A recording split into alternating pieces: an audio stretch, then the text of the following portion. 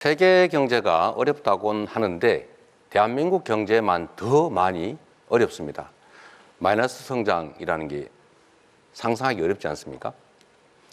물론 우리 인구도 줄어들고 여러 가지 복합적인 원인도 있습니다만 제일 큰 원인은 이 윤석열 정부, 국민의힘 정권의 무능, 무책임 때문입니다. 지난 3년 동안 대체 뭘 했나 한번 생각해 보면 기억나는 게 없습니다. 일단은 내수 시장이 완전히 죽었습니다. 아까 우리 권영국 후보께서 그 말씀하셨는데 저희도 세금 안 깎아주려고 노력했죠. 그런데 안 하면 큰일 날 것 같이 온 동네가 난리가 나서 결국은 재벌만 깎아주는 것은 저희가 막았습니다만 어쨌든 세금을 깎아줘서 재정이 부족해졌고 또 내수 시장이 죽고 또 국제 문제 우리가 잘 대응을 못하다 보니까 상당히 어려워진 거죠. 단기적 대응도 해야 되겠지만 장기적으로 성장 동력을 회복해야 됩니다. 그 첫 번째는 AI를 중심으로 한 첨단 기술 산업에 대한 투자 늘려야 됩니다. 정부가 책임져야죠. 두 번째는 지금 전 세계가 기후위기 때문에 재생에너지 사회로 전환되고 있는데 우리는 재생에너지에 대한 대책이 거의 전무하다시피 해요. 재생에너지 관련 산업을 대대적으로 신속하게 키워야 됩니다. 세 번째는 우리가 가진 특장점이 있습니다. 문화적 역량이죠. 문화산업을 대대적으로 육성하면 길이 생길 것이다 이렇게 생각합니다. 네, 김문수 후보 공약 발표하시죠. 저는 경제 판가리로 국가 경쟁력을 획기적으로 제고하겠습니다. 첫째는 규제를 혁파하겠습니다. 규제 혁신처를 만들어서 규제를 상시 관리 감독 철폐하겠습니다.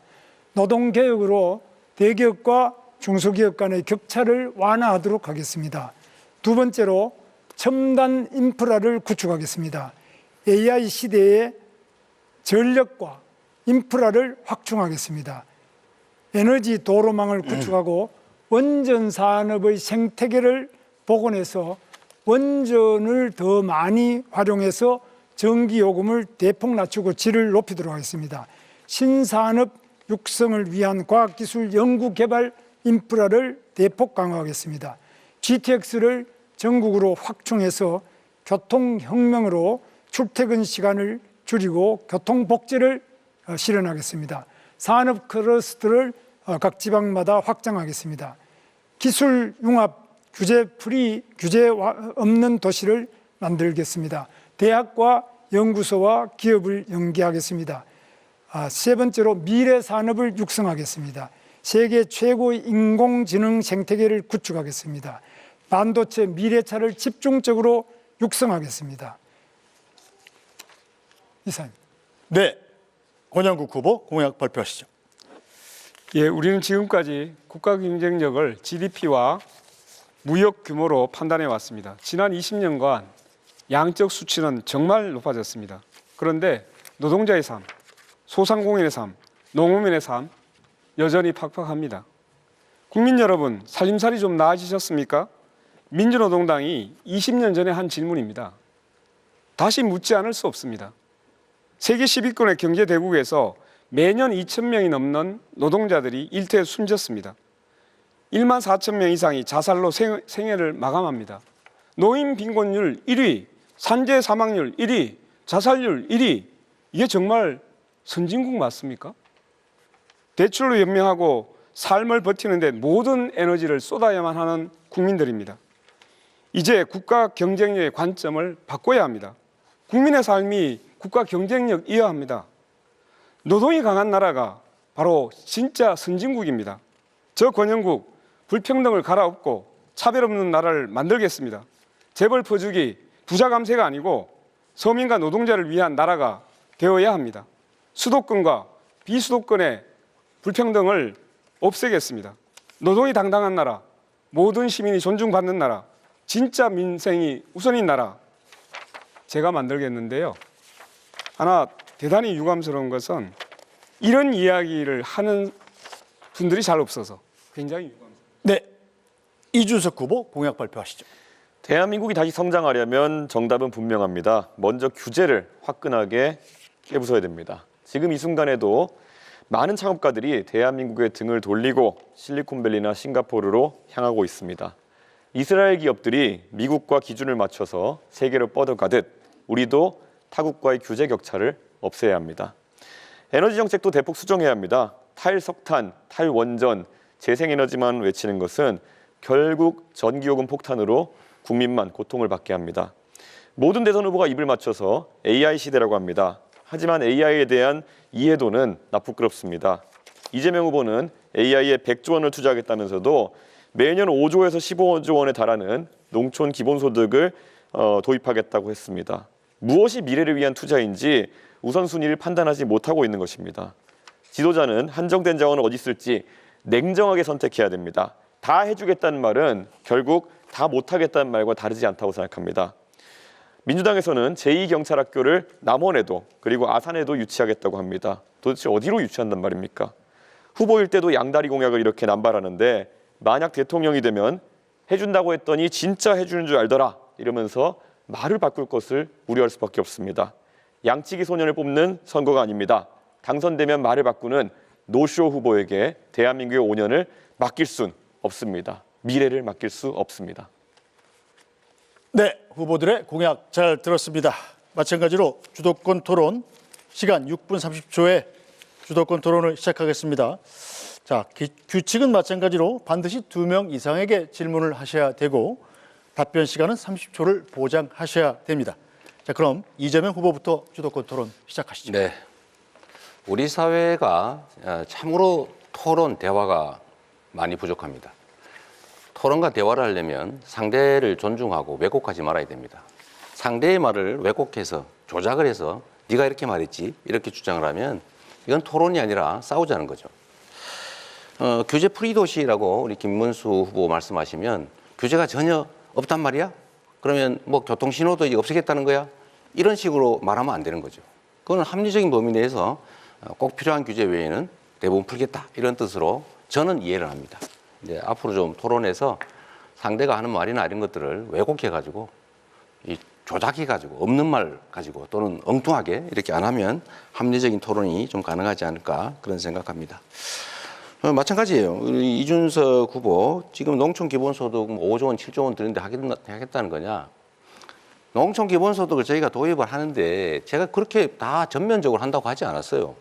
예를 들면 도, 아니면 시군, 특히 군 되겠죠. 이런 데서 매칭으로 좀 조금씩 나눠서 하고 가능한 범위 내 예를 들면 인구 소멸 위기가 큰 지역 중심으로 이 순차적으로 한다고 하지 않습니까? 그걸 왜 한꺼번에 한다고 전제를 하고 이렇게 공격을 하나 좀 이해가 좀 안 된다 이 말씀 드리고요. 이 기업 규제 합리화 얘기를 많이 하시지 않습니까? 저도 동의합니다. 기업 규제, 불필요한 규제가 많죠. 공직자, 공무원들이 좀 자기 편하려고 하는 그런 규제가 많아요. 그런 건 당연히 줄여야죠. 없애거나. 또 시대에 안 맞는 규제 많아요. 그런 거 없애야죠. 또 새로운 영역에 대한 신설 규제도 가능하면 절제하는 게 필요하죠. 저는 이래서 규제에 대해서는 이렇게 표현하고 싶어요. 완화, 해소 이렇게 말하지 말고 합리화하자. 필요한 규제는 강화하고 불필요한 규제는 해제하거나 완화하자. 합쳐서 규제 합리화 필요하다고 생각합니다. 자, 김문수 후보에게 묻겠습니다. 네. 중대재해처벌법이 악법이라고 했던데 매년 산재로 몇 명의 노동자가 죽는지 아시죠? 네. 구의역 김군, 태안화력발전소 김용균, 평택항 이선호, 파리바게뜨 SPL 박선빈, DLENC 건설 이용직 강보경 이런 청년들이 계속적으로 죽어가고 있어요.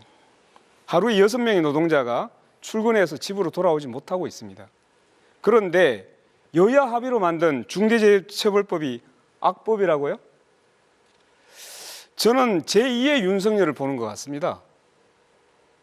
노동자의 생명과 안전을 이렇게 무시해도 되는 겁니까? 답변하세요.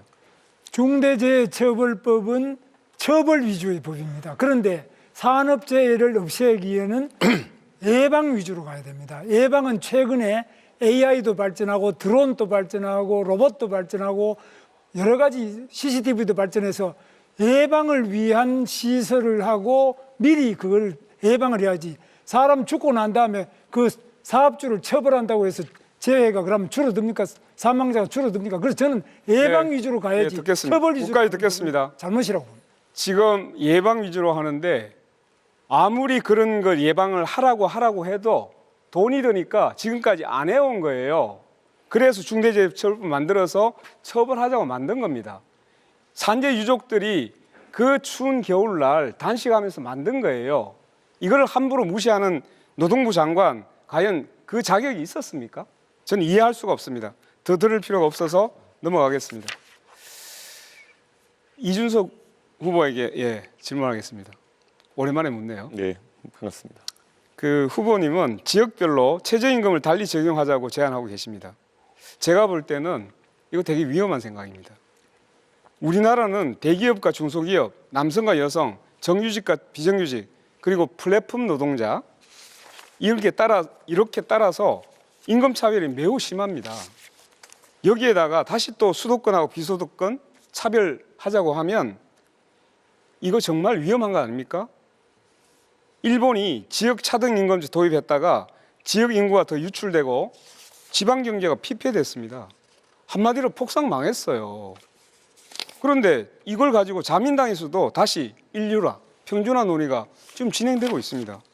이 공약 처리해야 되는 거 아닙니까? 일본의 사례도 잘 알고 있고요. 반대로 미국의 사례도 잘 알고 있습니다. 미국 같은 경우에는 텍사스가 잘 아시는 것처럼 캘리포니아와 다르게 규제와 세금이 더 적기 때문에 많은 기업들이 텍사스로 이전했습니다. 그래서 최저임금도 낮고 법인세도 낮기 때문에 잘 아시는 일론 머스크 같은 사람도 스페이스X 같은 기업을 이전했던 것입니다.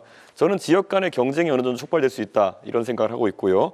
사례를 본다 하더라도요. 텍사스는 최저임금이 7불 25로 연방 최저지만은 옆에 플로리다가 최저임금이 있음에도 불구하고 거기까지 듣겠습니다. 평균 임금은 더 높습니다. 거기까지 듣겠습니다. 미국은 땅이 큽니다. 그리고 연방이잖아요. 그건 주가 거의 국가예요. 그렇기 때문에 그 차이가 엄청나게 클 수 있어요. 어떤 차이가 크단 말이에요? 생활 조건이나 이런 것들이 많이 다를 수 있죠. 그런데 일본 같은 경우보다 우리나라는 훨씬 더 땅이 좁습니다. 그리고 생활이라는 것이 그렇게 큰 차이가 있는 게 아니에요.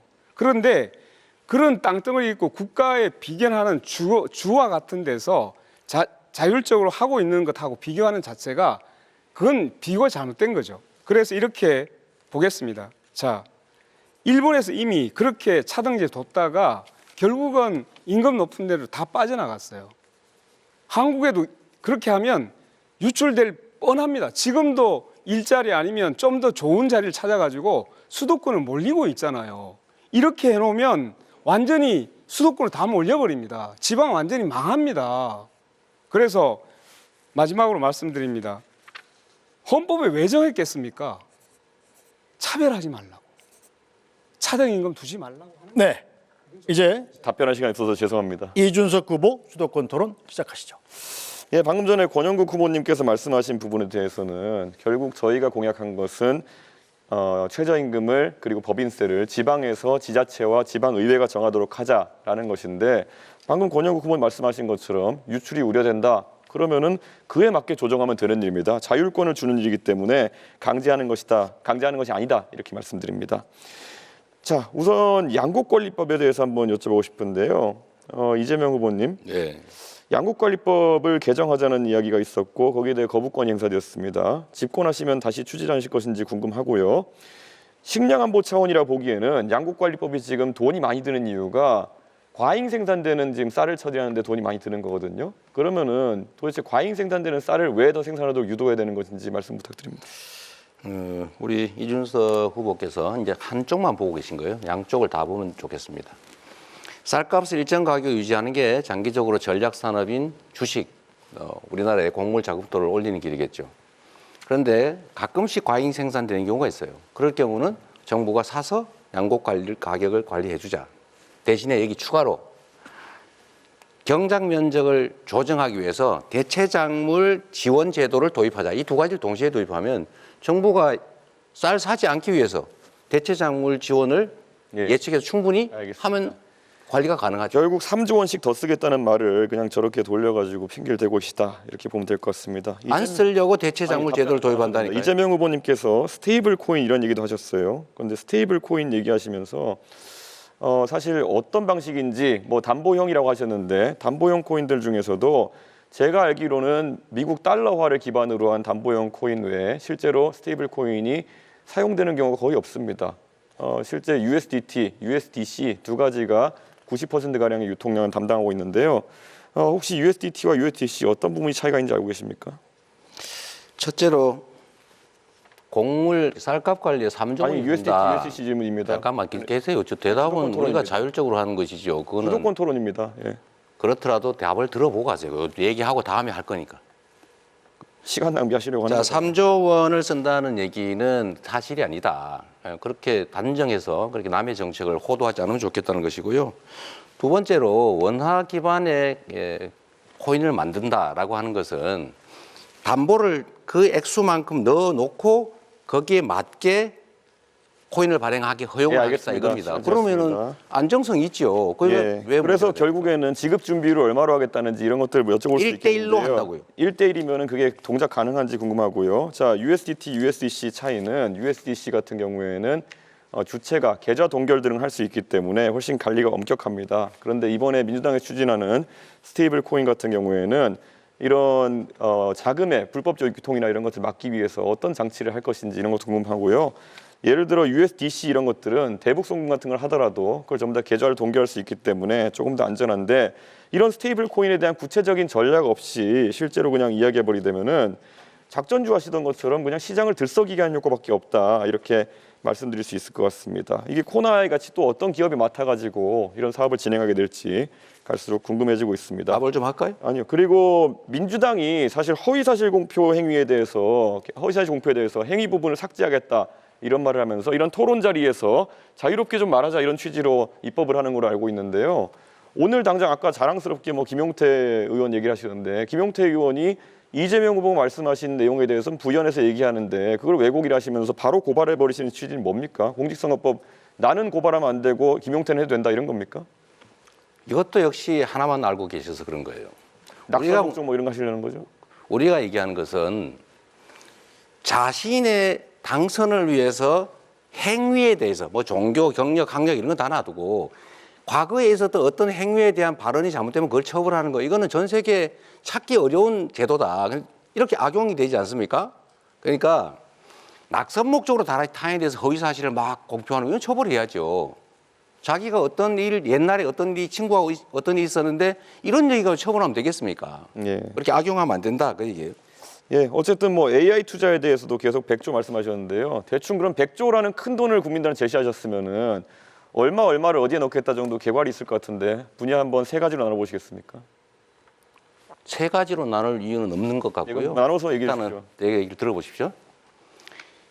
100조 원이라고 하는 것은 당장 100조 원을 정부 재정으로 만들겠다는 게 아니고 AI 관련 산업에서는 연구 개발도 필요하고 지원도 필요하고 투자도 필요한데 정부가 모태펀드 등을 만들어서 민간 자본을 유치해서 연차적으로 100조 원 정도를 투자하겠다 그 말이니까 그 세부적인 내역을 어디다가 투자할 거, 어떤 회사에 투자할 거냐, 어떤 연구에 투자할 거냐라는 것은 또 검토해 가면서 만들어가는 것이죠. 예, 알겠습니다. 세부적으로 계획도 없는데 100조 원 넣겠다는 말씀 잘 들었고요. 권영국 후보께 질문 드리겠습니다.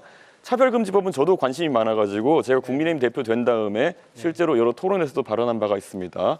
차별금지법도 현재 입법 제한된 것이 다양한 버전이 있는 것은 알고 계시죠? 네네. 그래서 또 용인할 수 있는 차별은 용인한다 이런 식의 완화된 버전도 있고 보편적 차별금지법도 있고 그렇습니다. 어떤 입장을 지지하시는지 간략히 먼저 답해 주시겠습니까? 저는 포괄적 차별금지법이라고 해서 여러 부분에 뭐 학력, 학벌, 고용 형태, 인종, 종교, 또 성별, 뭐 성적 지향, 성별 정체성 뭐 이런 모든 것들을 통틀어서 나이도 마찬가지고요. 예, 감사합니다. 여러 부분에 예. 예, 그 사실 정의당에서 제가 과거에 공천 기준 같은 걸 보면은 네. 뭐 차별금지법을 얘기하지만은 전과에 대해서는 굉장히 엄격한 것 같았습니다. 그런데 보편적 차별금지법에서 그러면 전과가 있는 사람 같은 경우에는 기본권이 제약돼야 되는 것인지 아니면 그 사람에 대해서는 다르게 볼 수 있는 건지 궁금합니다. 전과에 대해서는 법적으로 제한이 있잖아요. 거기에 따라서는 법적인 제한을 받는 것이죠. 이미 형을 산 사람에 대해서는요. 그것은 형을 살았던 부분하고 또 기존의 그 전과와 자기 하는 업무의 관계에서 네. 자, 음주운전은요? 네. 자, 네 후보의 공약 검증 토론까지 모두 시간을 사용하셨습니다. 자, 마지막으로 오늘 토론회에서 미처 못다한 말씀이나 강조하고 싶은 점 있으실 텐데요. 마무리 발언 시간을 활용하면 되겠습니다. 발언 시간은 1분씩입니다. 기호 2번 국민의힘 김문수 후보부터 말씀하시죠. 예, 국민 여러분, 저는 일자리 대통령이 되겠습니다. 일자리를 많이 유치해서 우리 젊은이들이 일자리를 가지고 행복한 생활을 할 수 있도록 확실하게 노력을 하겠습니다. 저는 일을 해봤습니다. 이 일의 많은 실적을 가지고 있습니다. 저는 지구를 10바퀴 돌면서 외국 투자를 유치했고 외국의 많은 연구소도 유치를 했습니다. 판교, 광교 테크노밸리를 만들고 또 평택 삼성 반도체 공장을 만들었습니다. GTX도 지금 제가 만든 것입니다. 저는 서민 대통령이 되겠습니다. 어려운 서민들과 늘 함께 살며 저 자신이 서민적인 생활을 계속해오고 있습니다. 저는 깨끗한 대통령이 되겠습니다. 절대 저와 저희 공직자들이 부패하면 국민이 힘들고 나라가 망한다는 생각을 가지고 깨끗한 대통령, 유능한 대통령이 되도록 하겠습니다. 네, 기호 5번 민주노동당 권영국 후보 말씀하시죠. 네, 국민 여러분, 이번 대선은 선택이 아닙니다. 심판입니다. 헌법을 짓밟고 계엄령을 기도한 내란 세력, 노동을 배반하고 변절한 가짜노동 김문수 후보, 이제는 역사의 뒤안길로 퇴장시켜야 합니다. 광장이 압도적으로 승리해야 합니다. 내란 세력을 압도적으로 패배시켜야 합니다. 저 권영국은 노동을 배반하지 않았습니다. 평생을 현장에서 싸워온 사람입니다. 변절한 가짜 노동이 아니라 진짜 노동의 대표 정치로 여러분 앞에 섰습니다. 응원봉을 들었던 청년들, 전봉준 트랙터를 몰고 온 농민들, 깃발을 든 노동자들, 히세스 시위에 나선 여성과 성소수자, 그리고 장애인들, 그 모든 광장의 주체들이 압도적으로 승리해야 합니다. 그러기 위해서 저 권영국 광장의 이름으로 싸우겠습니다. 정권 교체를 넘어 사회 대전환으로 이루겠습니다. 기호 5번 민주노동당 권영국이었습니다. 고맙습니다. 네, 기호 4번 개혁신당 이준석 후보 말씀하시죠. 서울의 끝자락 지하철 4호선 종점 상계역에서 신혼을 시작한 어느 부부가 있었습니다. 조금이라도 사회의 중심에 다가가고자 덜 입고 덜 쓰면서 자식 교육의 모든 것을 걸었습니다. 아이는 국비 유학생이 되었고 거대 정당의 대표까지 지낼 수 있었습니다. 이제는 공정한 대한민국을 신뢰하며 대통령 후보로 나섰습니다. 이 이야기는 저희 가족만의 이야기가 아니어야 합니다. 오늘보다 나은 미래를 다음 세대에게 물려주고자 하는 애틋한 마음, 그것이 지금까지 대한민국을 지탱한 정신입니다. 이준석은 이 전통을 이어가고 싶습니다. 누군가는 자녀 세대의 미래를 빚으로 당겨서 가불해서 쓰자고 얘기합니다. 그것은 대한민국의 방식이 되어서는 안 됩니다. 저 이준석을 대한민국의 대통령으로 만들어 주십시오. 건전한 정책으로 기회의 사다리를 지켜 다음에는 여러분의 자녀와 손주들이 이 자리에 서는 꿈을 지켜내겠습니다. 네, 기호 1번 더불어민주당 이재명 후보 말씀하시죠. 존경하는 국민 여러분, 지금이 참으로 큰 위기입니다. 얼마나 먹고 사는 일이 힘들고 팍팍합니까? 지금 내란 세력들 때문에 나라가 이렇게 위기에 빠졌습니다. 지금 대통령 선거를 앞두고 있습니다. 대통령. 크게 국민들을 통합해서 하나로 힘을 모으는 그런 우두머리겠지요. 이 대통령을 뽑는 데 있어서는 과연 그가 이 나라 이 국민들을 힘을 합쳐서 정말 새로운 대한민국으로 만들 수 있는지를 꼭 보셔야 합니다. 유능하고 충직한 그 대리인을 뽑아야 국민이 맡긴 권력과 예산을 오로지 국민만을 위해서 제대로 쓸 것입니다. 주어진 권력을 사적 이익을 위해서 남용하는 그런 정치 집단에게 다시 또 대한민국 운명을 맡길 수는 없는 것 아닙니까? 이번 선거는 심판 선거가 맞습니다.